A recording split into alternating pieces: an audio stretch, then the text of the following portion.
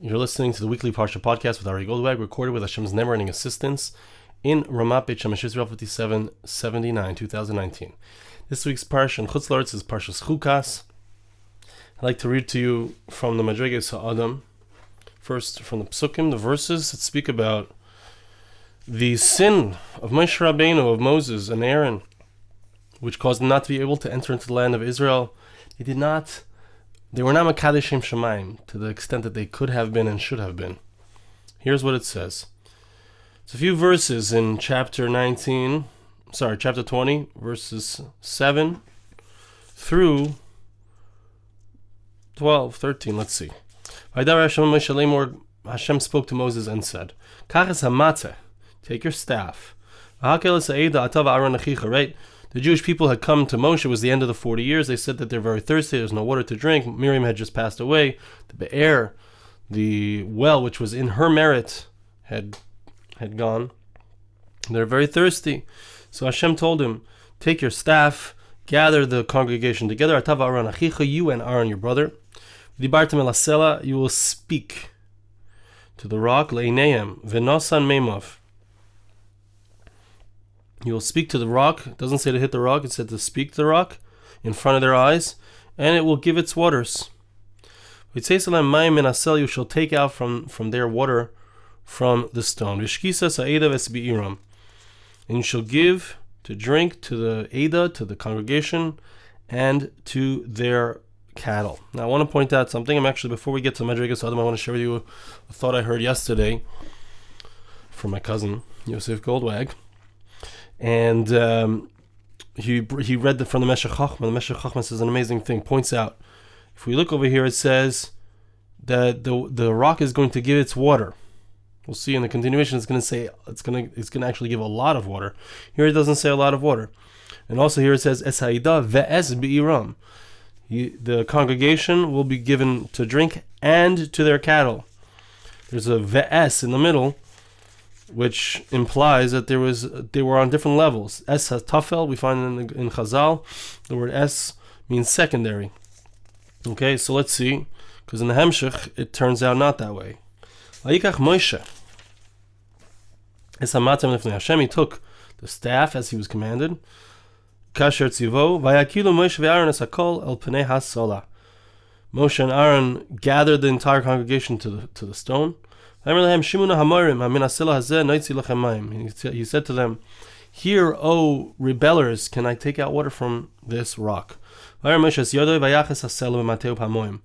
raised his hands and he hit the rock twice. It says a lot of water came out. It doesn't separate them with the word ve'es. It says that the congregation and their cattle drank. Okay, so they were on the same level. And the Meshech Chochmah says, before we get to the Madrigas HaAdam, Meshech Chochmah says an amazing thing. That originally the water was not supposed to be a lot of water. It didn't need to be a lot of water.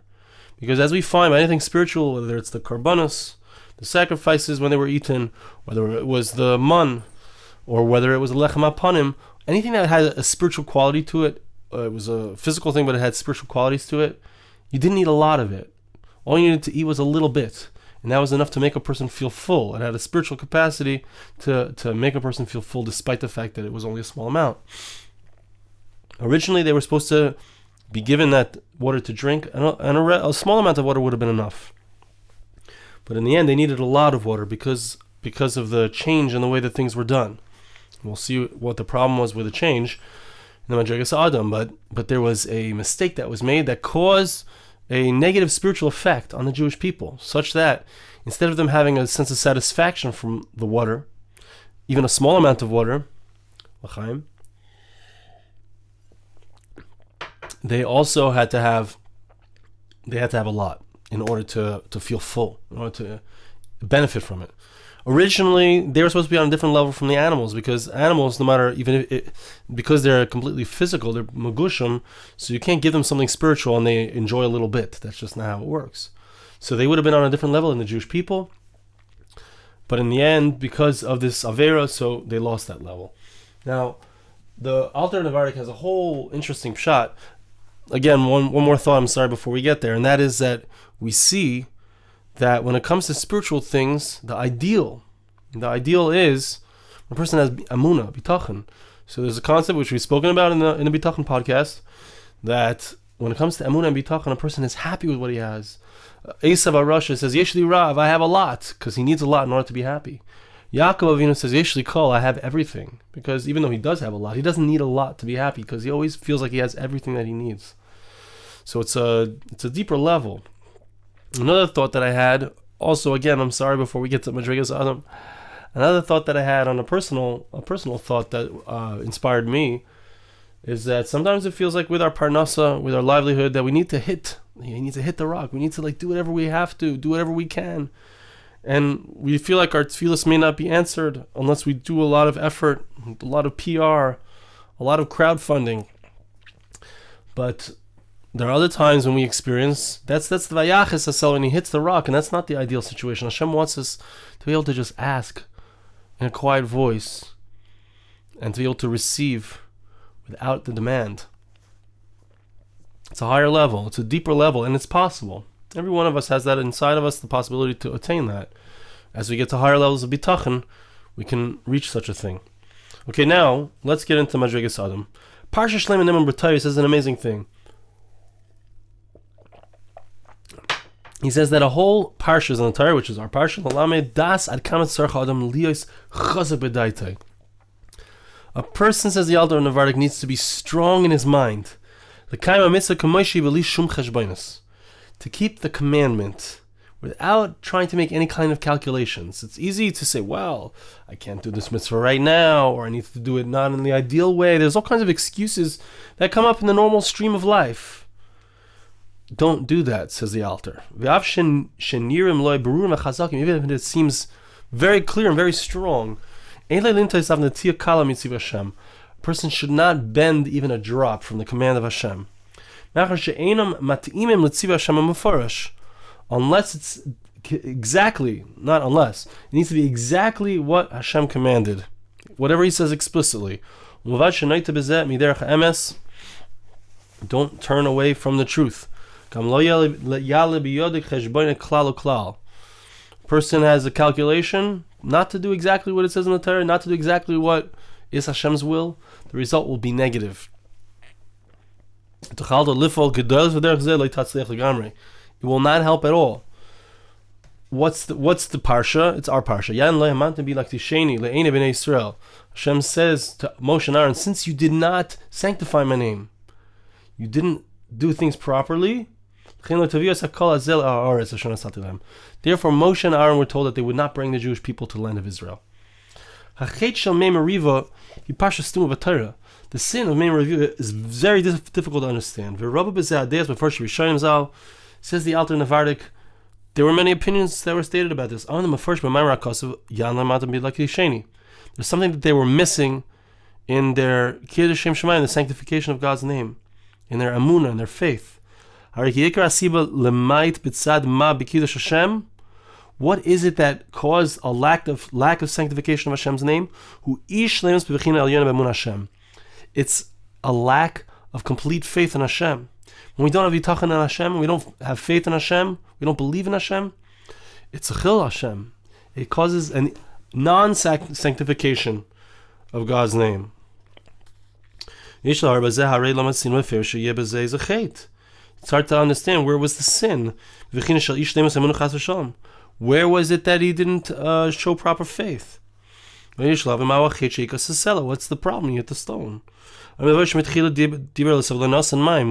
find Chazal say that at the beginning he spoke to the stone, but it didn't give water right away. And then he hit it. Why did Hashem get so upset? Why was Hashem so gotten so nitty gritty with him? He needed to hit it because the water didn't come out. So what's the idea? Amazing thing. The Meforshim say, the commentaries say that the rock was switched. The reason that the rock didn't bring forth water was because he wasn't talking to the right rock. That's why that's why water didn't come out of it when he spoke. That doesn't explain it enough. What should he have done? But the idea is explained according to that which it says in the Medrash. Hashem specifically told him to speak to a particular rock and not a different rock. We know that the purpose of every single nes, of every miracle, is to sanctify God's name. In order that everybody recognize Hashem's great power and His great abilities. That God is intimately divine, Hashem's divine providence is involved in every single person's life, in every single situation. Even for a Jew who's walking in the wilderness, there's no life there. They said,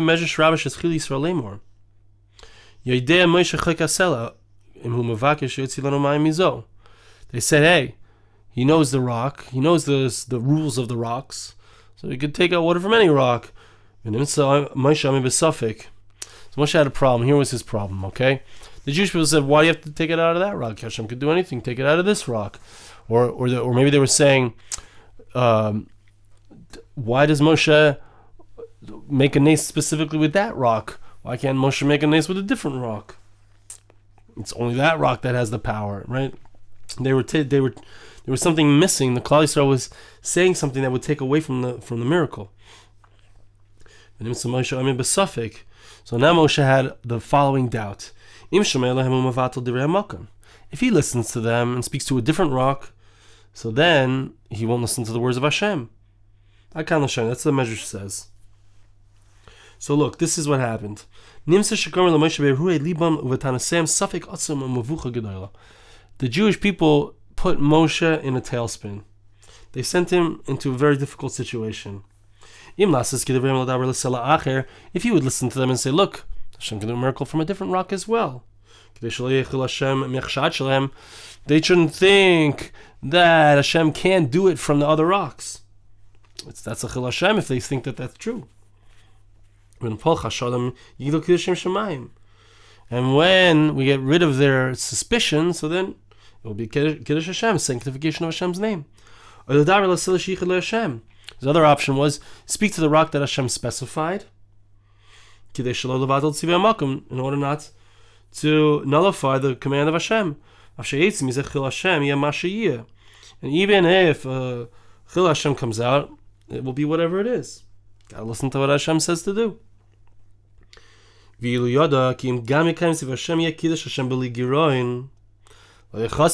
he would have known something, he would have realized that there was nothing to even talk about. What's that? That the daitem shel shishim riba anoshim hoya etzlei ka'ayin ve'ka'efes l'umas das hamokim. Who cares what people think? You got to do what Hashem says. That in itself is a Kiddush Hashem. Who cares if they have every single human being who ever lived is opposite you, and you're saying I got to do Hashem's will, and they're all saying no, don't do Hashem's will. Who cares what they say? That in itself is a Kiddush Hashem. I do what Hashem says no matter what, even if everyone is against me. But he was afraid, says the Alter. He was afraid that there would not be the proper sanctification of Hashem's name. And Hashem's intent would not come. What did Hashem want with speaking to the rock? Hashem wanted that they should all see that just like a rock does Hashem's will, it doesn't speak, it doesn't have a mind of its own, right? So too, a person should do whatever Hashem says. A rock doesn't have the ability, even in a normal situation, to pour forth water.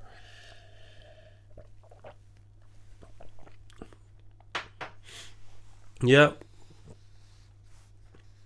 Like we said, the purpose of a miracle is that people know about it. Hashem should become famous in the world, so to speak. If people will just say that it was natural, Moshe knows about the water rock. And then the whole miracle would be nothing. So he was stuck. How do I make the Kiddush Hashem to be great? If I change Hashem's, if I do a little bit differently than what Hashem said, for the moment, it's what you got to do. Sometimes you got to do what the situation calls for, a little bit of veering away so you can get back onto the path. Or maybe I should be doing exactly what Hashem said with simplicity. Excuse me. So what did he do? Rashi explains that he spoke to a different rock. Why? He decided that it would be a bigger Kiddush Hashem, ultimately, to sanctify Hashem's name and show everybody, Shimuna Amorim, you rebellers, you think that it's just, there's only a rock, one water rock? Any rock can pour forth water. There shouldn't have any question. No possible thought could enter their minds. Everyone would see there's nothing besides for Hashem. They would also be taught. Here's this what I said before. Just like a rock that doesn't speak and doesn't hear and doesn't require livelihood, nevertheless fulfills the word of Hashem, meaning the rock has nothing to gain by listening to God, so to speak. We have to listen to God because everything we get is from Him. Our life is from Him. We need food. We need to live. He chose to do that which looked like to him would be a greater Kiddush Hashem than what Hashem had commanded him. Okay? If he would have done what he was commanded, it would still be left with doubts. There's no greater Chil Hashem than that. That's why he originally spoke to that rock and it didn't give forth water, because it wasn't the correct rock.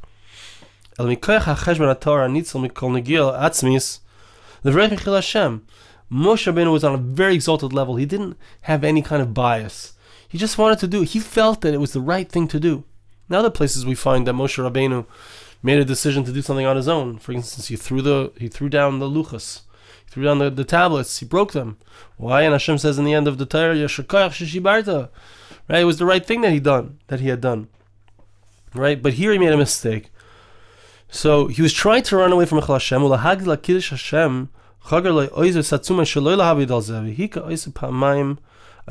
he struck it, because it didn't work when he spoke to it. He struck it twice until the water came out.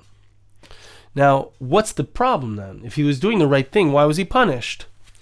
So he says an amazing thing. There's a medrash that says that when Moshe Rabbeinu struck that rock in the end, not only did that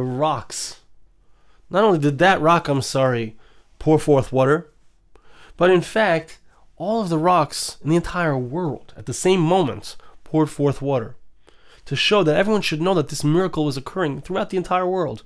It's very interesting. It's very similar to what we see in regards to when they were at Yam Suf, when Hashem split the waters, so all the waters in the world split, so everyone should know that this was possible. This was something that was going on. It was like better than social media. Everybody knew at the same time. The waters were splitting. All the waters in the world split. Everybody knew at the same time. The rocks were pouring forth water. That being the case, says the Alter of Nevardik, that being the case, an amazing thing. If he would have struck the correct rock, if he would have spoken to the correct rock, instead of worrying that perhaps people will think that Hashem can't bring out water from any rock, only this is the special water rock. If he wouldn't have made cheshbonos, if he wouldn't have made any calculations, and he would have just done exactly as Hashem had said, the rock would have poured forth water, and all the other rocks would have done the same. And there would have been no question in the minds of the Jewish people that Hashem can do anything, and that was from Hashem, and it wasn't just a water rock. Okay? That was the mistake of Moshe Rabbeinu. Moshe Rabbeinu should have done simply what Hashem said. Okay? And it would have been a greater Kiddush Hashem, because everyone would see You listen to Hashem, you listen to what's right. You do what's right simply without asking questions. It doesn't mean we can't ask questions and try to understand things to the best of our ability. But the questions are not, they're for us to understand, but not to question. As far as what we're supposed to do, we are supposed to follow the Torah. We do what the Torah says, whether we understand it or not. That's why we have chukim, we have mishpatim, we have laws that we could understand, we have laws we can't. Really, all of them are chukim. Says the Alter in finishing off this idea, that this is what it means in the verse, when it says, trust in Hashem with all of your heart. Don't rely on your intellect. Don't move from the word of Hashem, even a hair's breadth.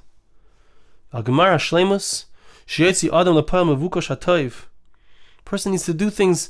Person wants to get to a high level in spirituality. Person needs to do the action as best as he can. He needs to have faith in Hashem. Come over, like it said in Mesilas Yesharim in chapter 20.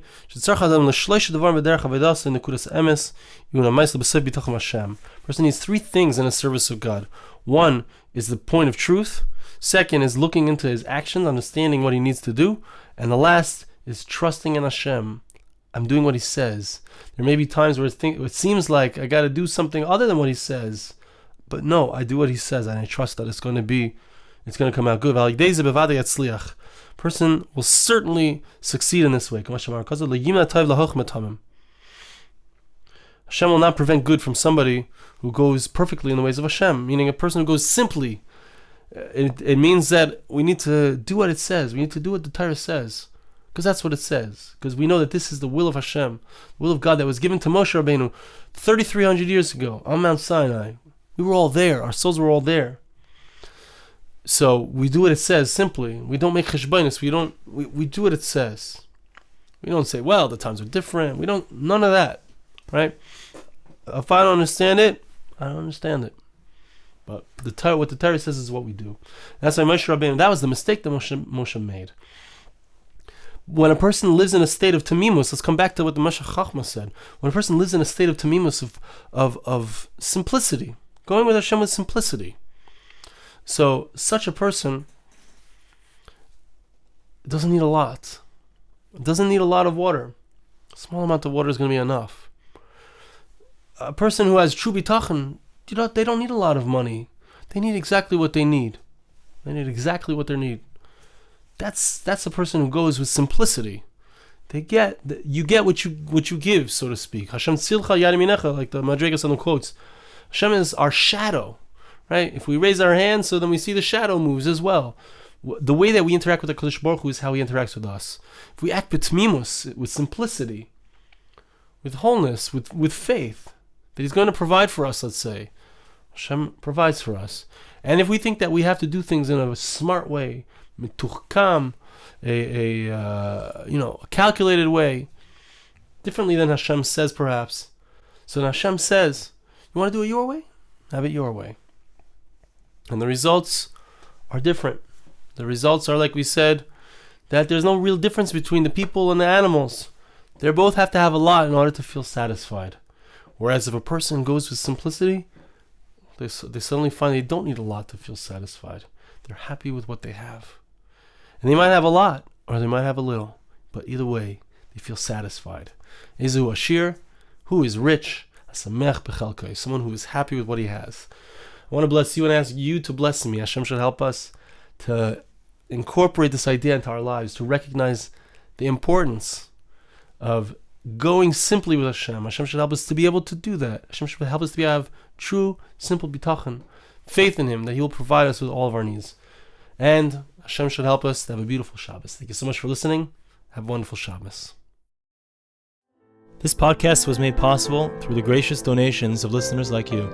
For more podcasts like this, please visit www.arigoldwag.com or search on iTunes Ari Goldwag.